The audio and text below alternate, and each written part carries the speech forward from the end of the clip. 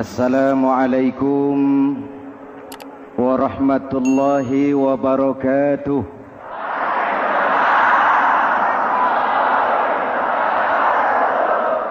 Alhamdulillah wassalatu wassalamu ala Rasulillah Sayyidina Muhammad ibn Abdullah wa ala alihi wa sahbihi wa mawala, amma ba'du. Hadirin hadirat ma'asyiral muslimin yang saya cintai, Ramadan adalah madrasah, sekolah, tempat di mana kita banyak sekali belajar tentang hidup dan kehidupan,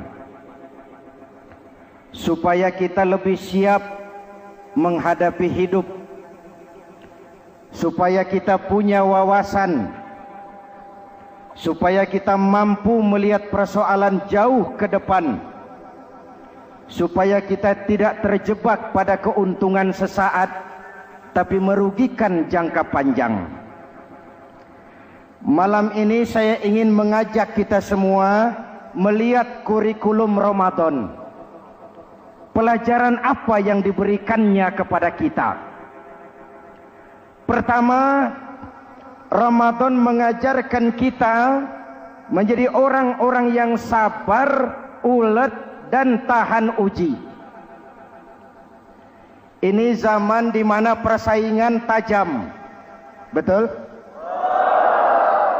Jangankan jadi pejabat tinggi, jangankan jadi pengusaha sekarang ini, jadi kiai saja kalau tidak sanggup bersaing,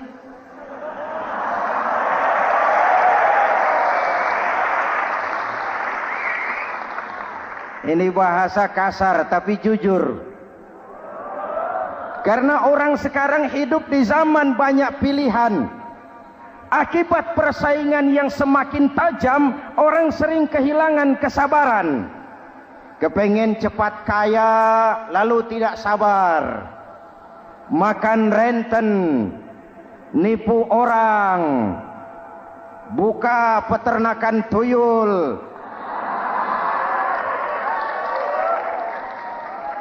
korupsi. Sekarang ini kan lagi santer Bulog Gate jilid 2. Rupanya memang tajam uang Bulog itu. Bulog sudah memakan salah seorang mantan ketuanya, berdua amang. Bulog sudah memakan seorang presiden. Sekarang Bulog sedang mengarah kepada ketua DPR. Kita lihat hasilnya.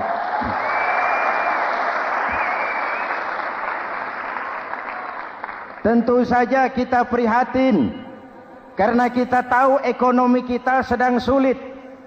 Hutang melilit leher, tetapi pada sisi lain kita melihat enak saja uang mengalir puluhan miliar untuk sesuatu yang tidak terkait dengan kepentingan rakyat.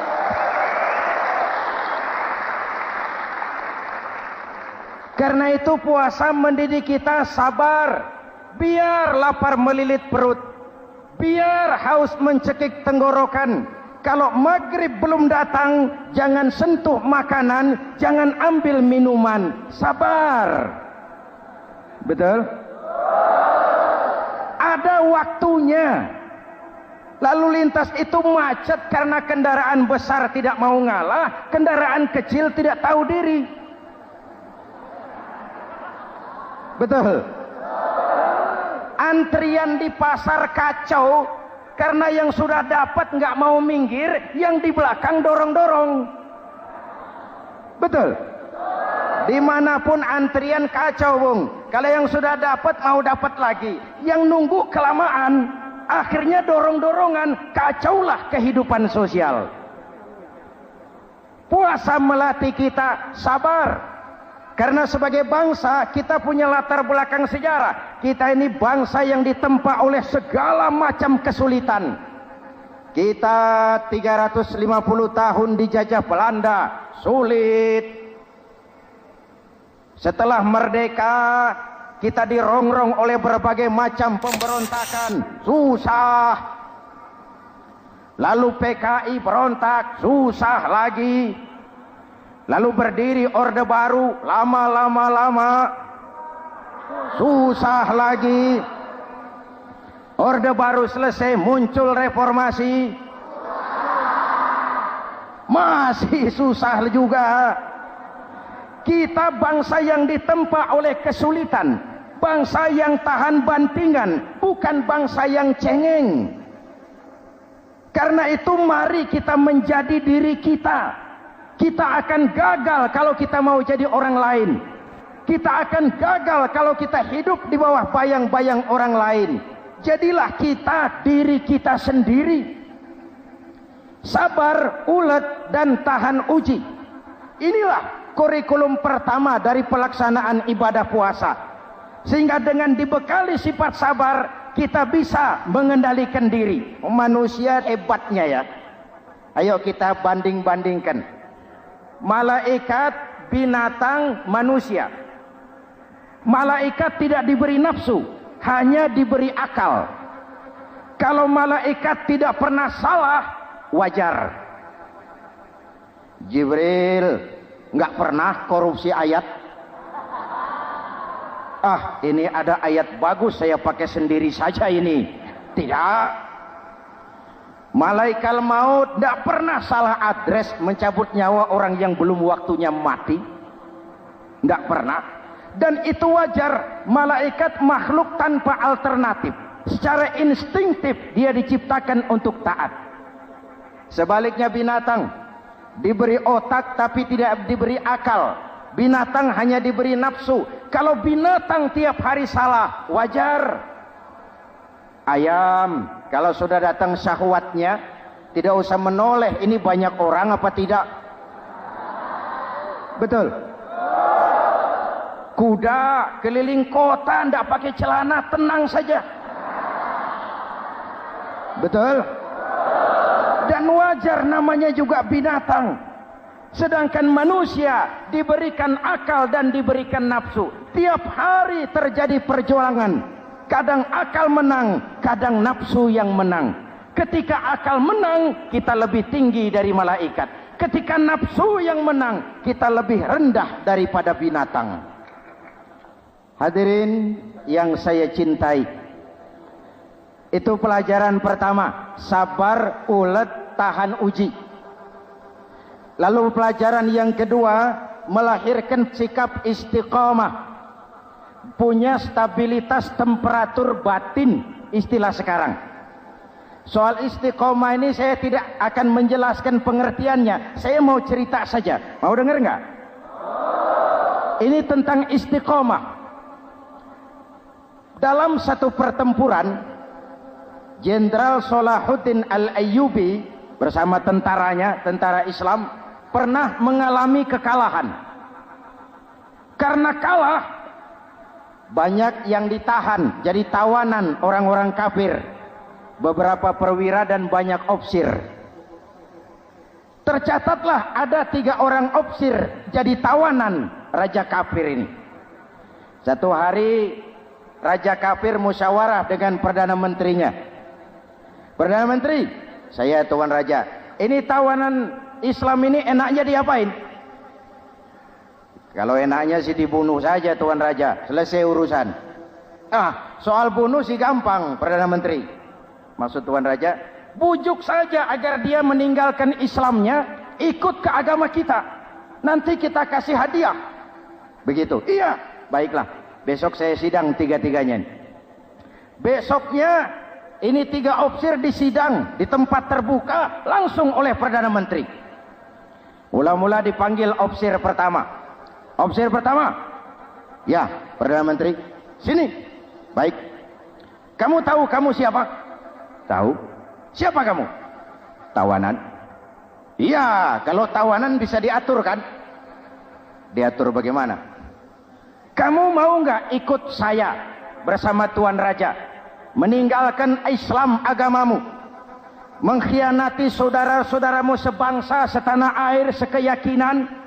Ikut dengan saya, tinggalkan Islam. Nanti kamu akan saya angkat jadi pejabat tinggi, gaji cukup, rumah cukup, kendaraan cukup, istri cukup.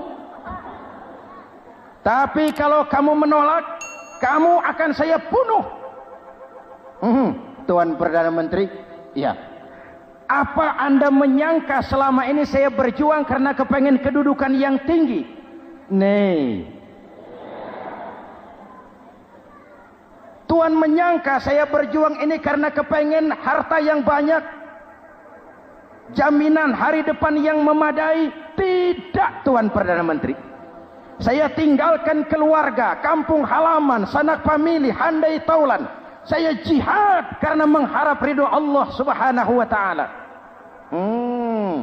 Tapi sekarang kamu tawanan kan? Itu resiko perjuangan. Kamu tidak mau meninggalkan Islam? Tidak. Kamu akan saya bunuh. Silakan. Kamu tidak takut mati? Tidak. Kamu berani? Dari kemarin. Apa dikira baru sekarang saya berani? Tuan Perdana Menteri, saya berharap memang saat-saat seperti ini bisa saya temukan. Ibadah saya sedikit, sholat saya kurang, puasa saya kurang. Barangkali dengan jihad saya bersimbah darah, mati di tangan Tuhan, Allah akan mengampuni dosa-dosa saya dan saya dapat tiket untuk mencapai keridhaannya.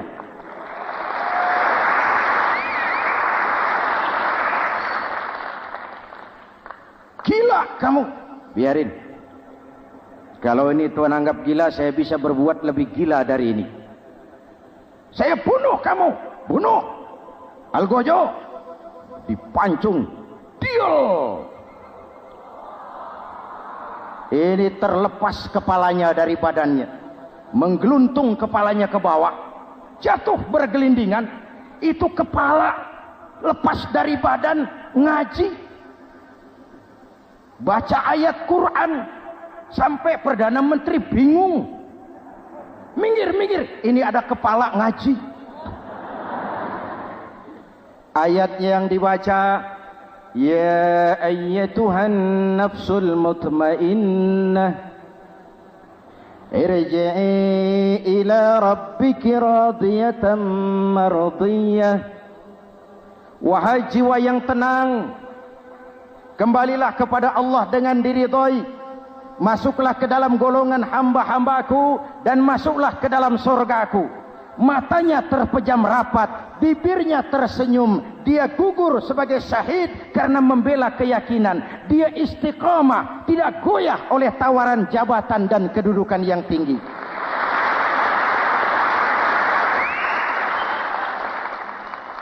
Perdana Menteri geleng kepala, dasar orang Islam. Panggil officer kedua.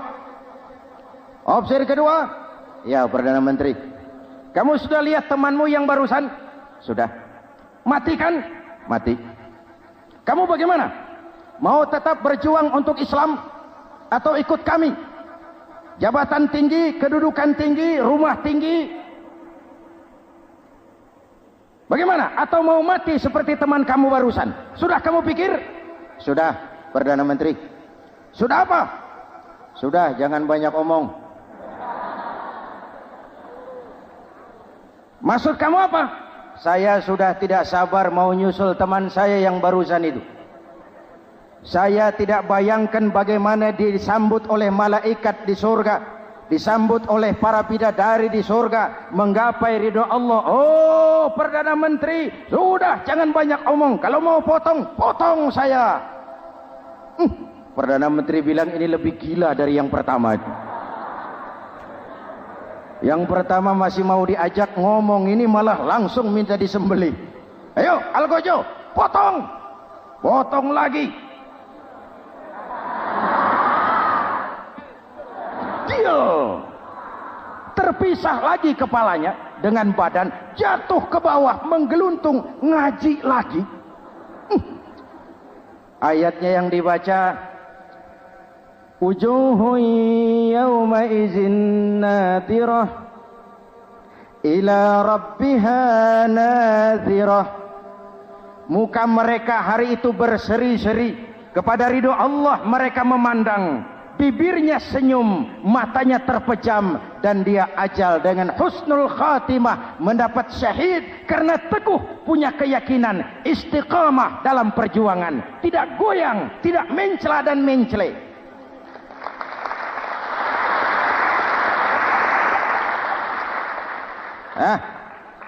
Opsi ketiga, sini.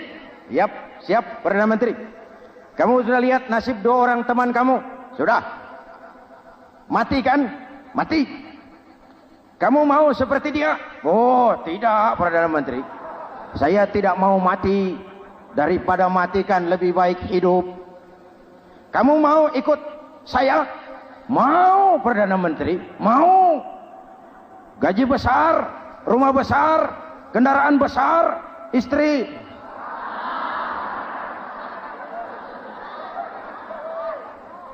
Mau, Perdana Menteri, saya mau. Daripada tidak jadi apa-apa, kan lebih baik jadi apa-apa. Daripada tidak punya apa-apa, kan lebih baik punya apa-apa. Oh, jadi kamu selama ini berjuang karena mau cari apa-apa? Iya. Bagus. Nanti saya musyawarah sama raja. Kamu diangkat jadi bupati di mana? Tunggu ya. Perdana Menteri laporan, Tuan Raja. Ya, ini opsi ketiga kelihatannya baik ini. Dia mau mengkhianati teman-temannya, sebangsa, setanah air, sekeyakinan. Mengkhianati bangsanya, meninggalkan agamanya. Dia mau ikut kita. Kita angkat jadi pejabat di mana dia? Raja senyum. Oh, soal angkat mengangkat sih gampang, Perdana Menteri. Cuma saya pikir-pikir opsi ketiga ini kok tegel-tegelin. Kok sampai hati ya? Temannya sendiri, seiman, sekeyakinan, sebangsa, setanah air dikhianati karena mengejar jabatan, harta, kedudukan. Orang itu, Perdana Menteri, kalau sudah mau mengkhianati saudaranya sendiri, apalagi orang lain.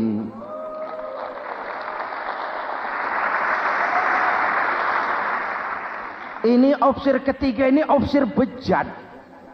Anda bayangkan temannya sendiri dikhianati. Nanti kalau ada kesempatan kita ditikam dari belakang. Jadi bagaimana Tuan Raja? Malah kalau saya lihat yang 2 yang sudah mati itu orang hebat, Perdana Menteri. Punya pendirian, istiqamah. Malah kalau bisa yang 2 itu dihidupin lagi. Loh, dihidupin bagaimana Tuan Raja, sudah kedong mati. Jadi bagaimana ya opsi ketiga ini? Bunuh. Buat apa piara benalu jadi duri di kaki nanti? Bunuh. Baik, Perdana Menteri kembali. Opsi ketiga, siap Perdana Menteri. Saya jadi bupati di mana? Bupati, modar sampean. Loh, saya mau dibunuh. Bunuh. Katanya kalau ikut agama Tuan, meninggalkan agama kami, saya akan jadi pejabat tinggi. Kamu opsi bejat, kamu tidak punya pendirian. Saudaramu sendiri seagama kamu khianati, apalagi orang lain. Potongan kayak kamu jadi pejabat, rusak negara ini.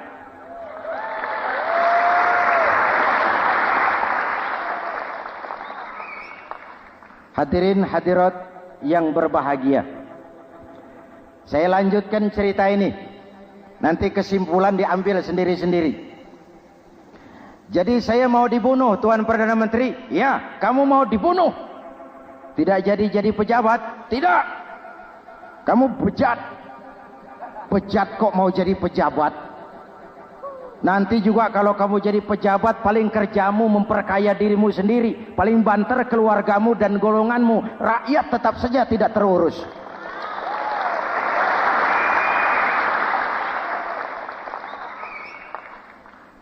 Paling-paling kamu kalau sudah jadi pejabat tinggi, kerjamu cuma membuka, meresmikan, berkunjung.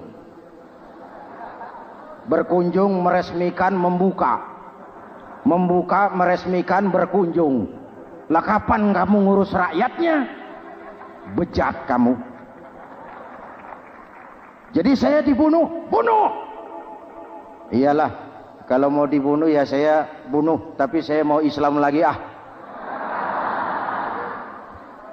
Terserah, mau Islam lagi mau tidak, kamu tetap akan dibunuh. Iya, saya mau Islam lagi. Ayo cepat. Iya Pak, saya mau syahadat dulu. Cepat. Iya Pak, asyhadu macet lehernya. Ayo cepat. Iya Pak, asyhadu tidak bisa mengucap syahadat. Ayo cepat. Iya Pak, asyhadu tidak tuntas mengucap syahadat, golok algojo keburu sampai di lehernya. Diam. Darah mancur, pisah kepala dengan badan, menggeluntung ke bawah. Ngaji lagi. Wong dia bekas santri, masih bisa ngaji. Cuma ayat yang dibaca lain sama dua temannya tadi. Ayat yang dibaca, afaman haqqa alaihi kalimatul azab, afaman haqqa alaihi kalimatul azab, afa anta tunkizu man finnar. Ini ayat yang dibaca. Orang yang memang sudah dapat vonis akan mendapat azab, bisakah kamu menyelamatkan dia dari neraka? Bertahun-tahun berjuang di bawah bendera Islam untuk kejayaan Islam. Di akhir hayatnya dia tergoda oleh kedudukan dan harta, oleh jabatan dan pangkat. Ia bergeser, imannya rapuh, hilang istiqomahnya, ditinggalkan agamanya, dan dalam keadaan begitu dia mati. Dia su'ul khatimah. Na'udzu. Hadirin, apa guna saya ungkapkan ini? Mari kita belajar. Perlu stabilitas temperatur batin. Saya sering katakan, berapa banyak orang waktu di bawah teriak-teriak, berantas korupsi, ganyang korupsi, sikat korupsi, cuma karena belum dapat kesempatan. Begitu dapat kesempatan, korupsinya lebih gila dari yang dia teriaki. Betul? Waktu di bawah rajin baca ayat kursi, dapat kursi lupa sama ayat. Betul? Betul? Ini yang memerlukan sikap istiqamah, konsisten. Hanya dengan semangat seperti ini, maka kita tidak akan goyah oleh tantangan yang bagaimanapun beratnya. Hadirin yang saya muliakan, Allah berjanji orang-orang yang beriman kemudian beristiqamah, tatanazzalu alaihimul malaikatu alla takhafu wa la tahzanu, akan turun kepada mereka malaikat seraya berkata, kamu tidak usah takut, kamu tidak usah sedih. Allah akan memberikan pertolongan kepada orang-orang yang istiqamah. Ayo kita tetap istiqamah melaksanakan ibadah hanya kepada Allah Subhanahu wa ta'ala. Nah, yang ketiga, ikhlas.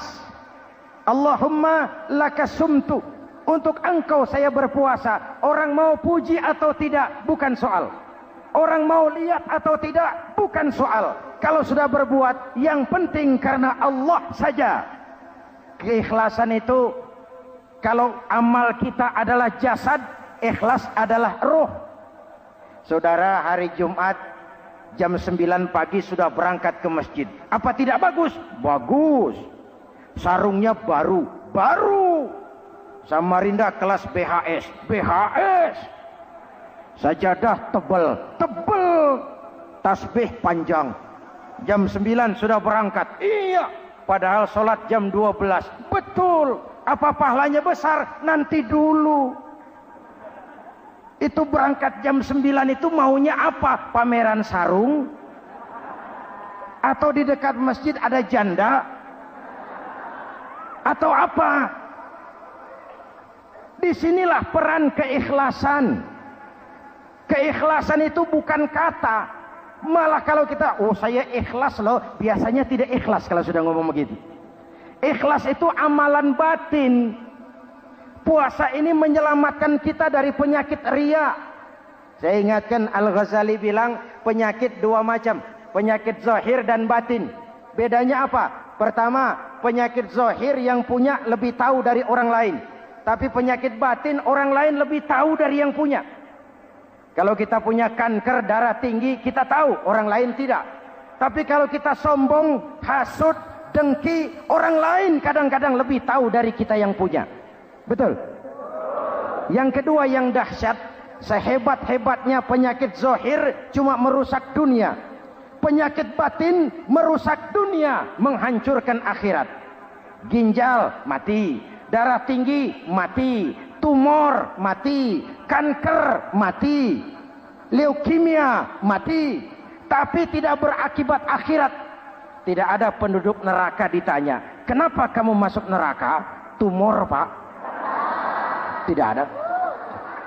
Tidak ada. Sehebat-hebatnya penyakit zahir cuma merusak dunia, tapi penyakit batin merusak dunia, menghancurkan akhirat. Sombong, penyakit batin, di dunia dijauhi orang, di akhirat neraka tempatnya. Kikir, penyakit batin, di dunia dijauhi orang, di akhirat neraka tempatnya. Betul? Maka Al-Ghazali heran, kalau diserang penyakit zahir kita panik, cepat-cepat cari dokter. Tapi kalau diserang penyakit batin kita tenang-tenang saja. Padahal penyakit batin merusak dunia dan lebih hebat lagi menghancurkan akhirat. Maka puasa melahirkan keikhlasan. Agar di dalam melaksanakan ibadah cuma kita dan Allah saja. Inilah jiwa dan semangat yang sekarang ini pun sudah mulai menjadi langka. Semuanya karena akhirnya yang subur mental penjilat. Sumuhun dawuh, pasukan kulonuun, barisan asal bapak seneng, pasukan kumaha juragan wae, organisasi oke bos. Kita miskin dengan orang-orang yang punya prinsip, yang berani berkata ya terhadap yang benar, sanggup berkata tidak terhadap yang tidak benar, apa dan bagaimanapun resikonya. Kita terlalu kaya dengan barisan asal bapak seneng, pasukan oke bos, organisasi kumaha juragan wae, dan kita miskin dengan orang-orang yang punya kepribadian yang tegar dan istiqomah apapun resiko yang dihadapinya. Jadi dengan keluar dari sekolah Ramadan, semangat keikhlasan makin tumbuh dalam hidup dan kehidupan kita. Ibu bapak hadirin hadirat yang berbahagia, itulah makanya puasa disebut ibadah sirriyah, ibadah abstrak, cuma kita dan Allah saja yang tahu. Ini lebih mendorong semangat keikhlasan. Kata Imam Al-Ghazali, "An-nas kulluhum mauta illa al-alimun, wal-alimuna niyamun illa al-amilun, wal-amiluna mughtarruna illa al-mukhlisun." Manusia itu mati kecuali orang yang berilmu. Orang yang berilmu walaupun hidup tidur kecuali yang mengamalkan ilmunya. Dan orang yang mengamalkan ilmunya banyak yang tertipu kecuali yang ikhlas di dalam mengamalkan ilmunya. Manusia mati kecuali yang berilmu. Yang berilmu walaupun hidup tidur kecuali yang mengamalkan ilmunya. Yang mengamalkan ilmunya banyak yang tertipu, menyangka amalnya sudah banyak, sholatnya sudah hebat, zakatnya sudah luar biasa, jihadnya sudah mantap. Banyak yang tertipu kecuali yang ikhlas di dalam mengamalkan ilmunya. Jadi amal tanpa ikhlas, jasad tanpa ruh. Itulah makanya nuansa Ramadan dengan ibadah puasa mengembangkan semangat keikhlasan di antara kita semua. Mari kita baca doa sama-sama munajat, mohon pertolongan Allah agar kita diselamatkan dari penyakit riya dan ditumbuhkan semangat keikhlasan. Ala hadhihi niyyah wa ila hadratin nabi. Al-Fatihah. Bismillahirrahmanirrahim. Alhamdulillahi rabbil alamin. Ar-Rahmanirrahim. Maliki yaumiddin. Iyyaka na'budu wa iyyaka nasta'in. Ihdinas siratal mustaqim. Siratal ladzina an'amta 'alaihim ghairil maghdubi 'alaihim waladdallin. Amin. Bismillahirrahmanirrahim. Amin. Alhamdulillahi rabbil alamin. Allahumma salli wa sallim mubarik ala sayyidina Muhammadin wa ala alihi wa sahbihi ajma'in. Allahumma ja'al jam'ana hadha jam'an marhuma wa tafarruqana min ba'dihi tafarruqan ma'suma. Allahumma ja'al jam'ana hadha jam'an mashkura wa tafarruqana min ba'dihi tafarruqan maghfura. Allahumma ja'alna minas su'ada'il maqbulin wa la taj'alna minal ashqiya'il mardudin. Rabbana taqabbal minna salatana wa siyamana wa qiyamana wa takhashu'ana wa ta'abbudana wa tadarru'ana wa tammim taqsirana birahmatika ya arhamar rahimin. Allahumma aslih man fi salahihi salahul muslimin. Allahumma ahlik man fi halakihi salahul muslimin. Ya Allah, dengan sepenuh perasaan dan pengharapan, dengan segala keremahan dan kerendahan, kami bermohon kepadamu, berikan kami kekuatan zahir dan batin, berikan kami kesabaran dan ketabahan, sikap istiqamah dalam mengarungi hidup yang penuh ujian ini. Karuniakan kepada kami pemimpin-pemimpin yang takut kepadamu dan sayang kepada kami. Rabbana hab lana min azwajina dhurriyyatina qurrata a'yun waj'alna lil muttaqina imama. Afdalu ma qultuhu ana wan nabiyyuna min qabli. La ilaha illallah.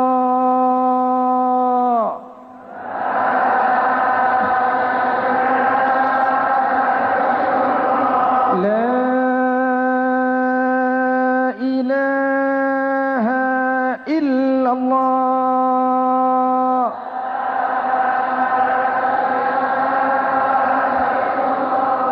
Muhammadur Rasulullah. Amin. Kalimatu haqqin 'alaiha nahya wa 'alaiha namut wa 'alaiha wa biha nub'atsu insyaallah minal aminin birahmatika ya arhamar rahimin. Sallallahu ala sayyidina Muhammadin wa ala alihi wa sahbihi ajma'in. Hana rabbika rabbil izzati amma yasifun. Salamun alal mursalin walhamdulillahi rabbil alamin. Assalamualaikum warahmatullahi wabarakatuh.